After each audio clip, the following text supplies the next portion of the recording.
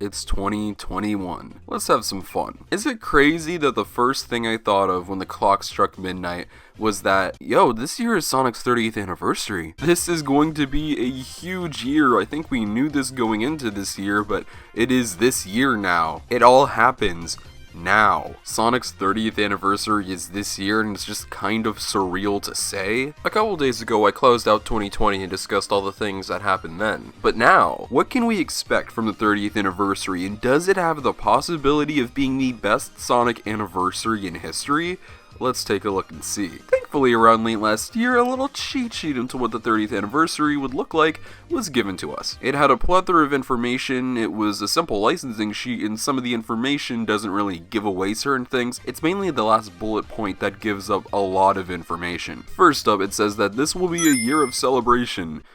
Obviously, this is arguably the biggest Sonic anniversary since 2011. Having another 10-year milestone is just huge and always should be celebrated. And the biggest one, we're already getting into this, new games. Everybody has put giant emphasis on this right here because it says games. I know this was probably a given before we even had this little licensing sheet, but it having an S means multiple, obviously. There are going to be multiple games in 2021 from what they're saying. Now let's just clear this up. Sonic games are 100% prone to being delayed. Mania and Forces didn't come out on the 25th anniversary year. Sonic Boom Fire and Ice was supposed to come out in 2015, but that came out on the anniversary year. And Team Sonic Racing was also delayed. Every single Sonic game released on hardware in the past 5 years has been delayed. So it's entirely possible that these games, or at least one game, will be delayed. Like I said, it's plausible, it could happen, but I'm not saying it will happen. They've had plenty of time to work on this, and I think Sonic fans would be genuinely upset if something just didn't come out next year. So the game definitely is coming. We just don't know what that game is. I wish I could tell you it will be the next 3D mainline game. I wish I could tell you it's an adventure remake or a Mania 2, but I just can't because I don't know that information. Even though I'm hiding inside of Takashi Iizuka's closet right now, I still don't know that information. I've been wasting a lot of time here though over the past couple of months. He eats a lot of Jello. That's kind of weird. Now, part of the licensing sheet that always confused me was digital content, because I'm not exactly sure what that digital content means. When I think of digital, I usually go to a phone, and when I think of phone, I think of the word mobile, and when I think of the word mobile, I think of Sonic the Hedgehog mobile games. Now, this digital content doesn't necessarily mean mobile games. There's a potential that mobile games can maybe tie into the games aspect of what they're talking about. It could fit into that category. What if I told you that there's been a new Sonic the Hedgehog mobile game every single year this past decade, except for just 1 year being 2016. Here's a look at this little chart I made. This is insane. Some of these years, there were multiple. Now, why do I bring this up? Well, just because this is a ridiculous amount of mobile games. History repeats itself. But what if it doesn't this time around? I'm not sure. Most Sonic mobile games now, if not all of them, are made by Hardlight. Sonic Team doesn't really have any involvement in them aside from Sonic Runners, so I don't think mobile games will affect or slow down the development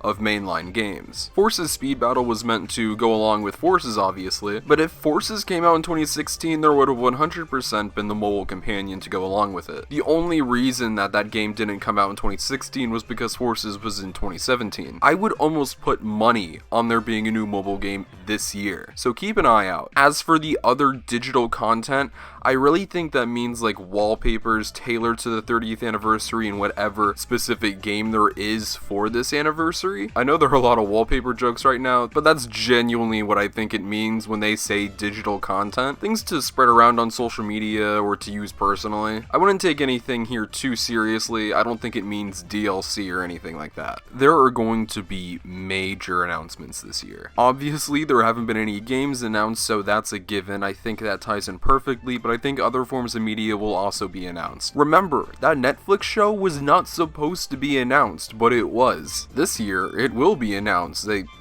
kinda have to. It comes out next year, so expect an announcement for that. Movie news, even though Sega doesn't have any involvement in that. And I still personally believe the next mainline game will be 2022. There will be games this year, there will be something new, but I still believe that the next mainline big Sonic title will be next year. I think they're going to do a 30th anniversary party around summer when everything is much more slowed down when it comes to the current situation we're in. We're at the tail end of all this, thankfully. Millions of people have been vaccinated, and the general public will get much easier access to all of this, and hopefully we'll be able to do stuff like this again. I think the game will be announced there with little teases leading up to all of it. There will be announcements this year, big announcements, but you will get all the big giant content in 2022, and I think it's intentional. Now, this is about the 30th anniversary, so I'm not going to get into what's going to go on in 2022, as that's its own video coming next week, so keep an eye out, subscribe if you're not already. But a lot of the stuff we will be getting are the confirmations and promises of future content to come, specifically the year after this one. I've heard a lot of Sonic fans say that this quote-unquote drought could be solved with a simple announcement, a confirmation, or just a solid piece of news. So when they announce news, I don't want to hear anybody complaining that it isn't this year. Trust me, this will happen. A lot of the main content, like the actual content itself, will be in 2022, such as the Netflix series and movie, but that doesn't mean we aren't going to get anything in relation to those this year. The announcement of that show is coming, as I said, but you could also expect trailers, casting information, all of that stuff. We'll find out so much about the show and what we can expect from it. I'm very excited. I made a video talking about what we can expect from the show based off of the information we have right now, but this year we're gonna get so much. Like, we're gonna get an actual look at the show, and all of this stuff applies to the movie sequel, which I think people are even more excited for. We already have a movie, so we know kind of what to expect, such as the tone, who's being involved, and what we can expect from what's been set up so far, but we know that they're gonna start filming in March, so that means this month or next month we should be getting cast information, such as who will be returning, like Ben Schwartz, James Marsden, Jim Carrey, and new characters, such as finally figuring out who will be playing Tails, and maybe, just maybe, depending on how much of a secret they're going to keep his character, Knuckles, because we know he's going to be in the movie. These next 2 months alone, we're going to find out a lot of information, and towards the end of the year at least, we're going to see a poster, and there's a strong possibility we'll see a trailer as well. Sonic is going to have such an incredible and crazy 2020 off the bat. This year is going to be so much different from the last, and when I say that, I just mean bigger. Sega is way more involved with all of the projects this time around. Paramount had full control of the movie, and they get to show off their projects this year. We all know Sonic fans are waiting for that new game announcement, and I am too. We all are, and it finally happens now. I've seen a lot of division and arguments going on in the Sonic fan base about droughts and just a lot of negativity. It kind of stems from fans having their preferences on what media, and that's normal conversation, but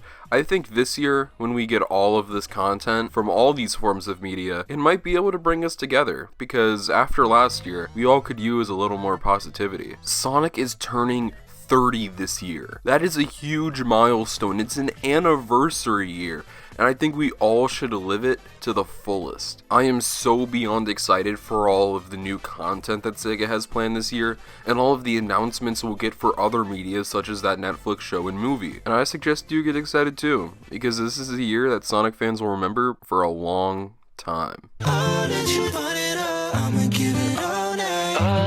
all night, all night, all night. It's you that I want it, I'ma take it all night. Tell me you want it some more, tell me you want it.